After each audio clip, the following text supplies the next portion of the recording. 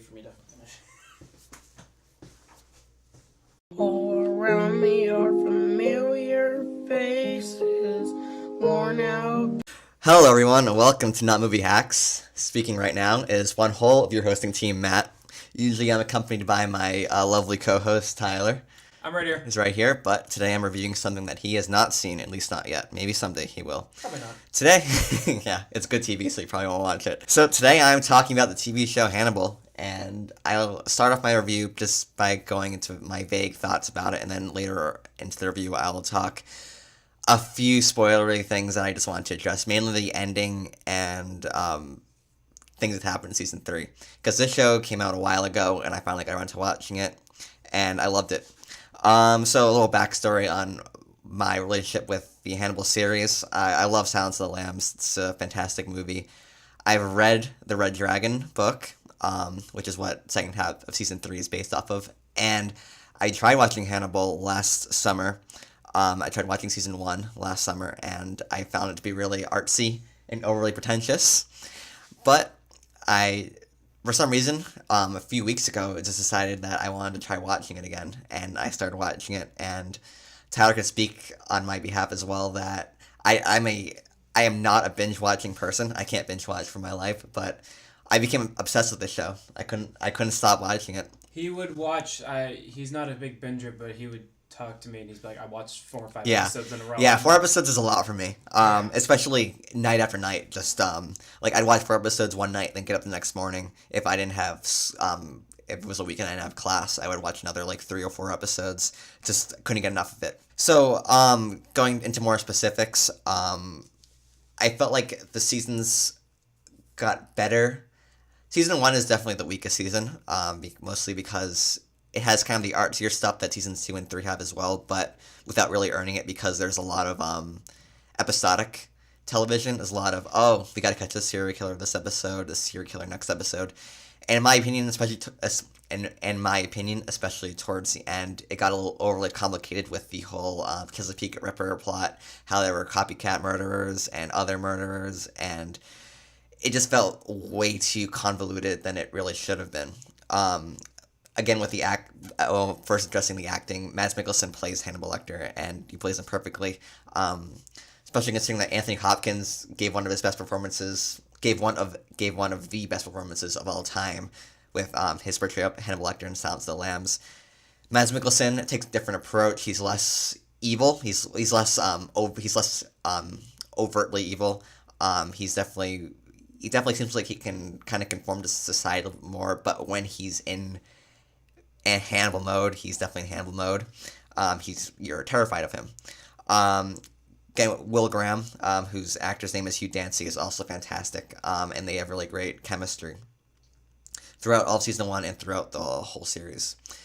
Season 2 is my favorite season out of them all, mostly because the continuation of the Chesapeake Ripper storyline in the first half of the season is fantastic. I think I watched that whole storyline in one sitting, with just the mental game that Will Graham and Hannibal Lecter play against each other, especially with spoilers. Will Graham is in a prison, and yet he still kind of has some sort of power, and yet is still feeling the manipulation that Hannibal Lecter has bestowed upon him through his less than legal psychiatric methods that he used on him without his knowledge. And basically season 2 and 3 for the most part are kind of one half is one storyline, the second half of the season is another storyline. The first half of season 2 is all the Chesapeake Ripper stuff. The second half of season 2 is when the Verger storyline gets introduced, and that first episode where the Chesapeake Ripper storyline ended and the Mason storyline began was a little bit of a problem for me because it just felt so abrupt. It's like, usually if it was another season, I probably would have been okay with it, but the fact that it was in the same season and it's just, Chesapeake Ripper thing is solved for the most part, even though not really, but it comes back in later, but from the knowledge of the viewer at the time, it's basically solved. Now we're doing this whole other plot that has Michael Pitt in it. Michael Pitt's fantastic as Mason Verger. I liked that plotline as a whole of season 2, but I felt like it was a little weaker than the first half because the Chesapeake River stuff is my favorite plotline of the whole show. And season 2 also has a phenomenal ending, where everything in the first 2 seasons that happened seem to all culminate in this one scene. It happens perfectly, in my opinion, and it has some great shock value and twist to it. A very, very great directing, especially in this episode. It's really amazing what they can get away with, what Brian Fuller and the directors can get away with visually. I would imagine working for NBC, they probably don't have the best camera equipment to use, and set designs with the budget that they would like to have. And also with the gore, with a lot of the murder scenes. When we were watching Annihilation, and there were like some Cronenberg-esque like body horror, and I was just sitting there. I was like, I felt nothing. There's a scene in Annihilation where we rip him with the guts and licking guts, and that's just. I just felt nothing, because like some of the murders in this in Hannibal are edgy for if it wasn't on HBO, and that raises the question, why was it not on HBO? This would have been perfect for HBO. What station was this on? NBC. Really? Yes, it blows my mind what they got away with in this show. That's actually kind of impressive. Yes, it's pretty amazing. So my thoughts on season 3, I guess I'll move on to now. Again, with season 2, first half of the season is one storyline, second half is another storyline. Season 3 sort of summarizes my opinions on the show as a whole. I think the show is great, but it is sometimes phenomenal. I don't think it's on like the highest tier of TV shows for me, like with like True Detective, The Nick, or Penny Dreadful, but with some of. But there are just moments, like I said, in the season 2 finale, that are just so phenomenal that it's hard just not to be completely engrossed in what's going on. Season 3 picks up right at the end, basically right at the end of season 2. They are very smart with the way they sort of planned it out. The first episode is all focused on on Hannibal and his psychiatrist girlfriend, whose name escapes me at the moment. It's played by X-Files girl. Going back to the budget, some very beautiful shots in this series as a whole. I know I read online that a lot of people had problems with the first half of season 3 with its pacing. I personally liked a lot of the stuff that was in Italy. That being said, I also have problems with the first half of season 3, and that is mainly with the Verger storyline again, especially with the culmination of it. I feel like what makes Hannibal Lecter so interesting is that he has human qualities, but he's also this larger-than-life character. Like, he's dark and he's menacing, but he also appears human. And is human in a way. But then with this Verger plot, it's this guy with a deformed face, and he's insane, and then he's teaming up with Dr. Chilton, who part of his face was shot because he got blamed for being the Chesapeake Ripper, which I thought they were going away from the book for a second in season 2 with that, because Dr. Chilton's obviously alive in Red Dragon, he's alive in Silence of the Lambs. So when they shot him when the agent shot him in season 2, thinking he was a Chesapeake Ripper, I thought, oh wow, they killed him. Now they're doing the wrong thing. But no, he's still alive, and he takes off a part of his mouth, and like it's all drooped in, and it just became kind of a little like farcical for me with how like messed up every single character was, especially in that first half of season 3 with that Mason Verger storyline, and it kind of like belittled Hannibal in my opinion. And then, like, especially with the whole culmination of that, when, like a baby's being birthed inside of a pig, and Mason Verger gets shoved into a pool, and, like, a barracuda goes into his mouth and kills him, and it's like, no, this show works because it's grounded in reality, but then there's a handful of characters that exist outside of that reality.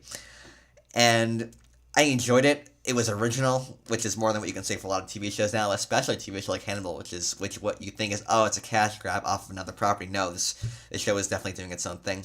But I would have just liked to have seen it kind of be a little more grounded, in my opinion.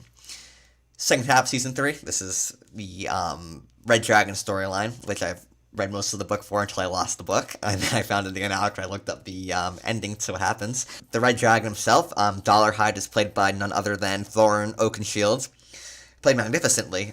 There's really great scenes where he flexes his body, and there's just this bestial like essence to it that the actor obviously had to work on to do, and it just makes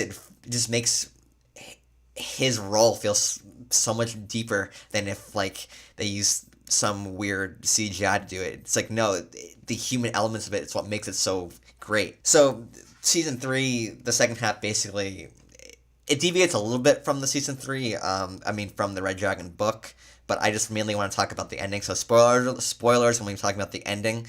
And I read nothing but positive things about the ending, which has Mads Mikkelsen, Hannibal, and Will Graham confront the Red Dragon and eventually kill him on this house by cliffside, which is one of Hannibal's houses.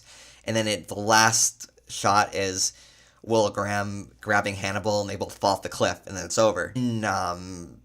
In essence, I really love this because they bring up earlier on that Will Graham can't live with and can't live without Hannibal.